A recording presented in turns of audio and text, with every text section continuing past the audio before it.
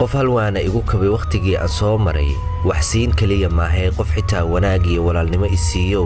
waligay ku jari maayo. أعوذ بالله السميع العليم من الشيطان الرجيم. بسم الله الرحمن الرحيم. السلام عليكم ورحمة الله وبركاته.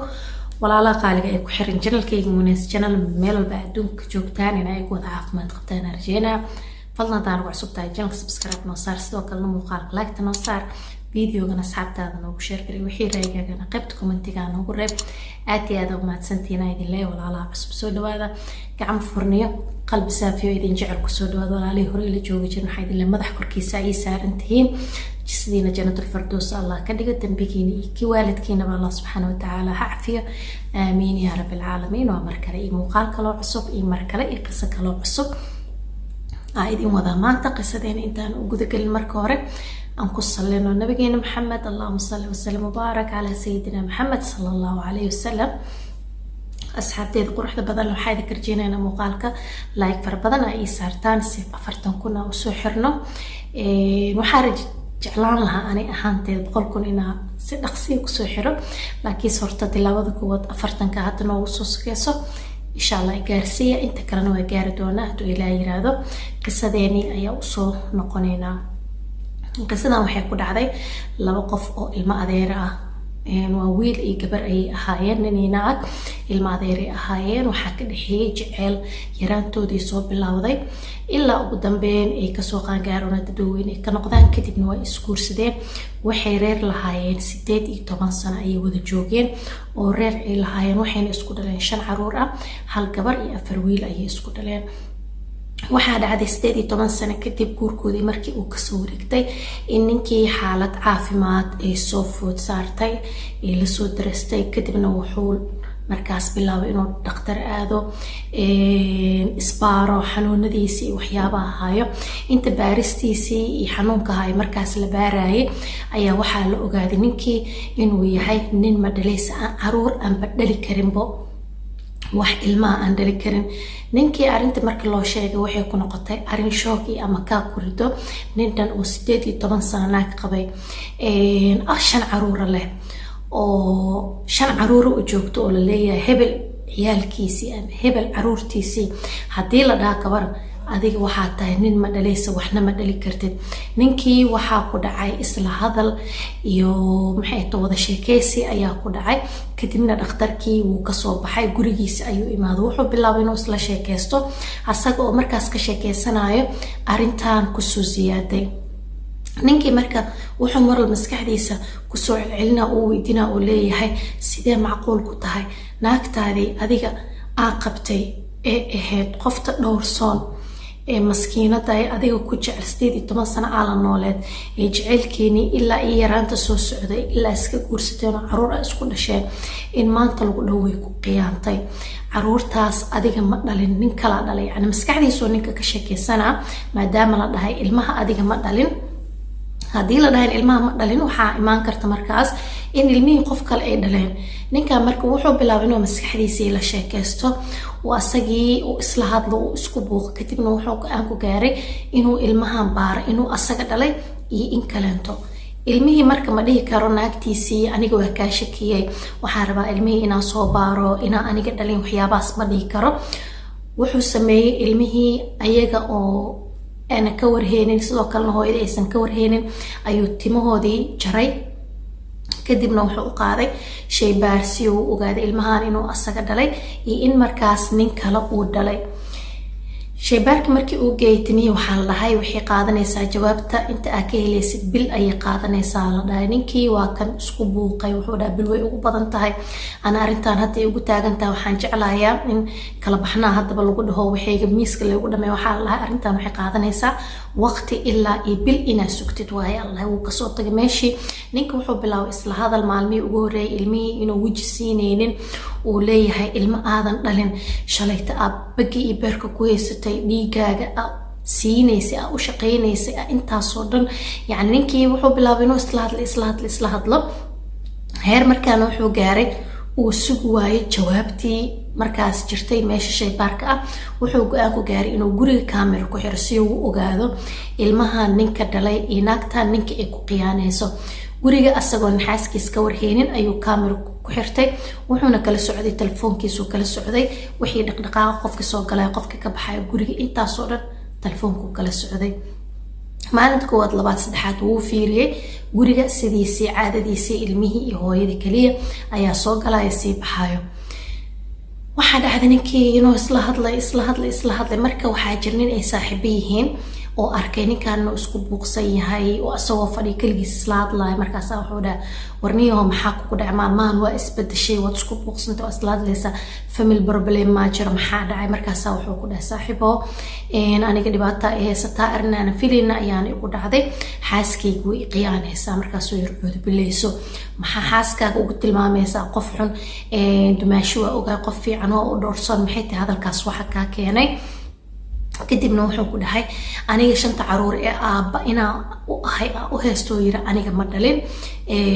nin kale igu qiyaanaysa ayaa dhalay aniga wuxuu dhahay waxaan xanuunsaday dhakhtar aada inta la baarayn waxa la ogaaday aniga inaa ahay nin aan waxba dhali karin marka wuxuu yiri naagteeda 18 sano way qiyaanaysay ee naagta aan jeclaa ee jecelka u guursaday naag noocaas oo kale wuxuu yiri cuudu bileyso nabiga ku salay shaydaan yoon qalbigaaga waswaasinin tilaabo qaldan ha qaadin ee shaybaar maxaa u sameeyay wuxuu dhahay waa sameeyay oo laakiin muddo bil sug ayaa leedahay wuxuu dhahay bil waxa ma ahan waa sugi kartaa tartiib ee istaji wuxuu dhahay aniga arintaas ma sameyn kar ninka asagoo sidii isugu buuqsan ayaa waxa dhacday maalmaha kamid ah asagoo goobtiisa shaqo joogo ayaa telefoonkii wuxuu ka arkay maadaama kaamirada ugu xiriirsantay telefoonkiisa gurigiisii oo sii galaayo ninkii markuu arkay ninkan uu soo orday saaxiibkiisa wuxuu dhahay ninkii intaasoo sano lagu qiyaanay maanta gacanta igu jira waa la soo raac wuxuu dhahay niyo talaab qaldan qaadin oo birta adiga sharci ama dil ku xukum oo kugu xukumaaya hamuteysan joog wax walba ogaa tartiib ninka waa soo orday gurigii oo soo galay ninka marka wuxuu ahaa ee gurigiisa ku jir nin dhakhtar ah sidoo kale dariskooda ahaa ayuu ahaa ninkii intuu kuleetay ka qabtay oo derbiga la koray oo bahal feero ku dhuftay naagtiisa soo orad waxay tiri maxaa kugu dhacnayo adiga markaan waa ka soo dartay maxaa ka qaldan maxaa markaas wuxuu dhahay maxaa ka sameynaysa gurigeyga ninkii dhakhtarku ku leeyahay markaas wuxuu dhahay niyo dhakhtar ah aniga xaaskaaga isoo wacday cunugiisa kan u yar ayaa xanuunsanaa oo waliba qandho aad u daran haysay maadaama aabihiis mudooyinkan dambe uu isbedelay oo ilmaha xitaa uu dilaayo uu wiji siineenin ilmana isku ogtiin mar waxay jecleen waalidkiisa inuu ku soo ordo laabta ka gala laakiinse aabihii ilmihii wiji ma siineenin cunuga yarka ah arrimahaas iyo xanuuno kale inta isku dardarsamay qandha ku soo booday cunugii markii qandhada ku soo booday wuxuu dhahay aniga xaaskaaga soo wacday cunugaaga qandho xun haysay oo aan jakimaayay wixii haayo oo controlay xaaladihiisa ee maxaa kugu dhacay waa maxaa ka qaldan ninkii uu istijiyay saaxiibkiisna wuxuu dhahay warniyo bal istiji arrintan ku degdegin aan ku dhahay ha ku degdegin waxaa dhacday adiga ninkan cunugiisii xanuunka haaya xitaa inuusan ka jixin inuusan ka soo qaadin cunugiisii inuu yahay waxaan wuxuu leeyahay maadaama naagtan ay ku qiyaantay oo ilmahana nin kale ay dhaleen maxaa ka gal wixii xanuunsan iyo wixii dhimanaya iyo wixii kalaba waxaa dhacday calaayid xaal in cunugii yaraa xanuunkii uu ku sii ziyaaday uu dhintay maamadii cunuga dhashay waxaa ku dhahay hooyo cunug ka dhintay way oysay waxaan ku dhahay way qalbi dilaacday way barooratay ayadoo cunugeedii yariiska ah wiil oo ah waliba farqeedii ruuxda oga baxday ninkaana wax jixinjix ah iyo wax xanuun la dhahaayo haba yaraatee ma jirto tacsiidii markii ay dhamaatay oo gogashii iyo wixii yani la maadaama uu asaga saqiir iska ahaa ayaa waxaa bilaabatay naagta ninkeedii inay la yaaban tahay isbedelkan ku soo ziyaaday haday wax weydiiso wax ma uga jawaabay sidoo kale waxaa jirtay in qolkiisii jiifka oo dhan oo uga soo guuray xaaskiisa uu seexanayo fadhiga uu seexanayo lama seexdo xaaskiisa sida ninkan arinta loogu soo sheegaybo way soo baxday waxay soo aaday maalmaha kamid ah xafiiska uu ninkeeda ka shaqeynayo waxayna u timid saaxiibkiisa idii sheegay qisada qaybtii hore asaga saaxiib uu lahaa saaxiibkiisa u timid markaas ayada oo weydiinaysa ninkeeda waxyaabaha ku dhacay muxuu saan iskugu bedelay ayadu awal waxay islahayd yani shaqada xaggeeda waaye waxaa laga yaabaa ninkan maalintii oo dhan inuu soo shaqeynayo isku buuqaas iyo waxyaabahaas in ay yihiin laakiinse markaan waxay aragtay ninkii inuu kasii dardarooyo oo sidoo kale xitaa cunugiisii dhintay uu aad ku u jeclaa xitaa ilin yar aysan kasoo dhicin ishiisa naagtii way yaabtay saaxiibkii ayay arrintii weydiisay markaasaa wuxuu ku dhahay wallaahi dumaashii aniga ma aqaano waxa saaxiibkii ku dhacay balse anigaa weydiinayo wixii ku dhacay kadibna kugu soo jawaab celinayo marka ay xaaskiisa gudaha ku jirto ninkii wuxuu ka arkaa banaanka oo xilligaas banaanka ayuu alaabo kasoo doontay adiga kulle shaqada waxaa laga yaabaa markaas in xilli yar oo break ama fasax yar oo adiga oo daqiiqada kooban in ay haysteen shaqaalayaasha laga yaabaa ninkeeda ma joogin xafiiska uu ka maqnaa laakiinse banaanka ayuu ka arkay xaaskiisa inay gashay gudaha ee weliba la joogto saaxiibkiisa ay wada sheekeysanayeen way soo baxday guriga ayay kusoo laabatay markay guriga kusoo noqotay ninkii gabadha qabay wuu soo baxay xafiiskiisa ayuu kusoo noqday markaasaa wuxuu weydiiyey saaxiibkiisa wuxuu dhahay warniyahow maxaa heysay inta aniga maqnaa intee aaday yani wuu ka kor baxaa ninkan wuu ka korshaxa yani si uu dhaxaaskaaga ii timid iyo waxyaaba noocaas oo kale laakiinse kii wuxuu dhahay niyahow saa iiga tagtila ahayd shaqa iyo waxyaabaa ka shaqeynayay malafi iyo waxyaaba buubuuxinaya camal adiga kolley shaqada xafiiska ayaa ka shaqeynaya ayuu dhahay ninkii shakigii meeshiisii ayuu uga sii ballaartay maxaa yeele wuxuu arkay ninkan inuu xaaskiisa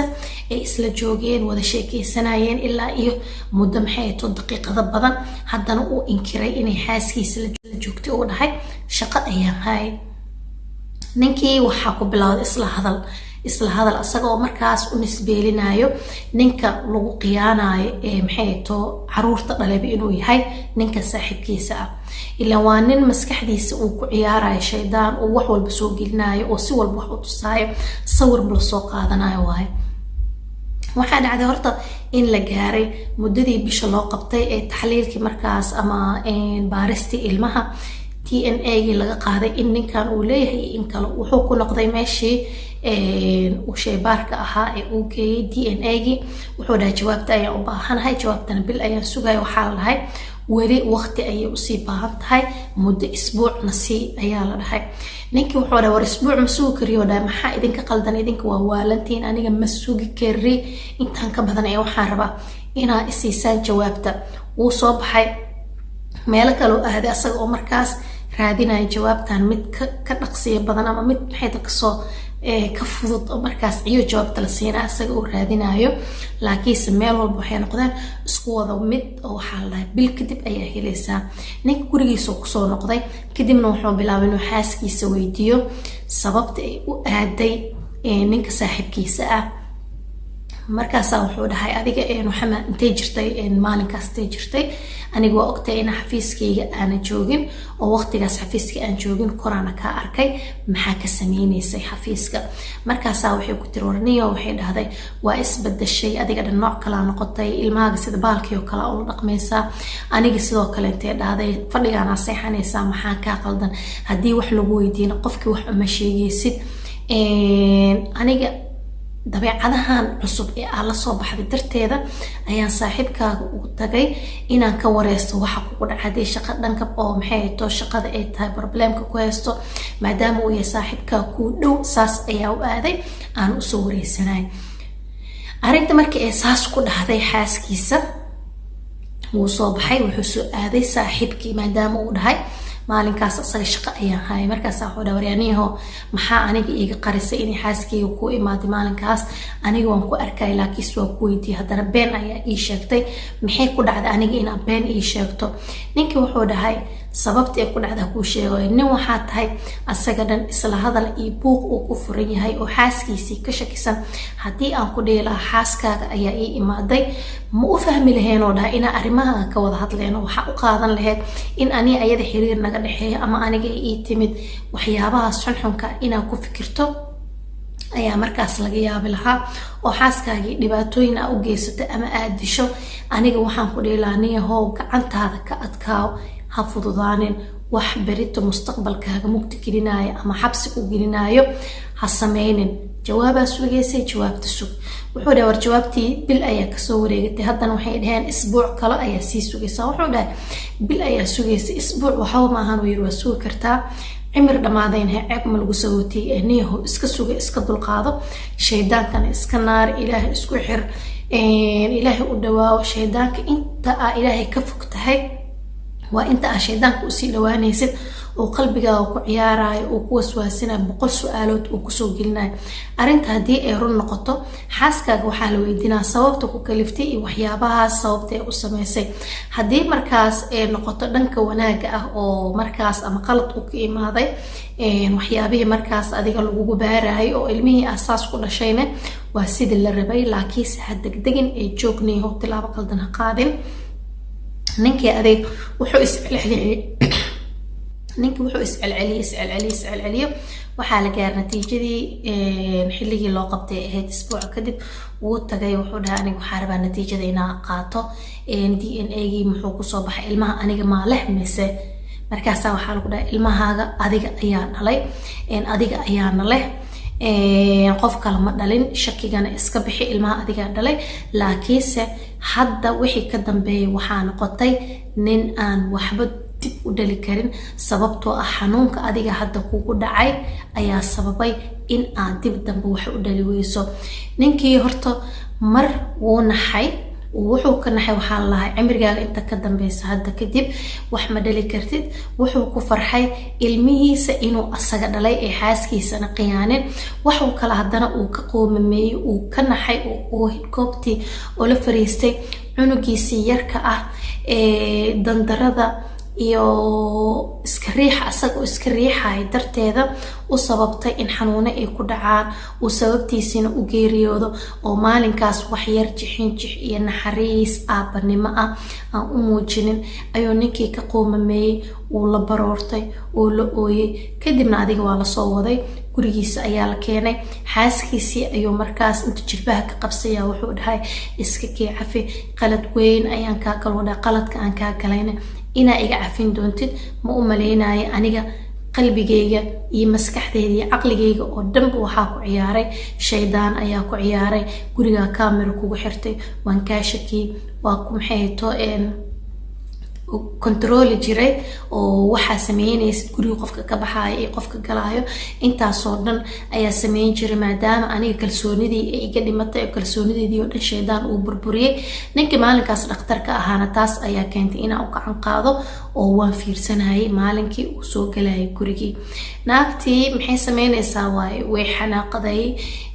haddana ninkii markay aragtay xaaladiisii in xaalad ay waxa ay sii noqoto oo ka qoomameynayo way iska cafisay oo waxay dhahday waa ku cafiyay waxna kuma qabay sidii ayuu caruurtiisii kale iyo xaaskiisii oo ninkii ugu soo laabtay oo u noqday aabba ilmihiisii jecel marka waxaa fiican mar walbo inaad wax hubsatid hubsima maxaa la hal geel ayaa la siistaa waa hal geel dhan ayaa lagu qiimeeyaa ayaa la siistaa marka waxaa fiican in wax la hubsado mid kaleento waxyaabaha degdeg ah waa camal shaytaan waaye ilaahay hanaga haayo ilaahayna hanaga koriyo degdeg waa camal shaytaan waaye marka waxaa fiican qofkan inaa ogaatid wixii aad baartid mar laakiin hadii waxyaabihi adiga aad maskaxdaada ku soo celceliso waxaa markaan bilaabanaysaa in shaydaan uu ka faa'iideysto waxyaabo badan uu qalbigaaga ku soo celceliyo marka walaalay qaaliga qisada meeshaas ay ku ekeed hadaa ka heshay muuqaalka like ii saara videogan asxaabteeda iigu share garee adiga hadii ilaah kuuma keen lacala haday dhici lahayd ninkaas ma cafin lahayd oo ma la sii noolaan lahayd mise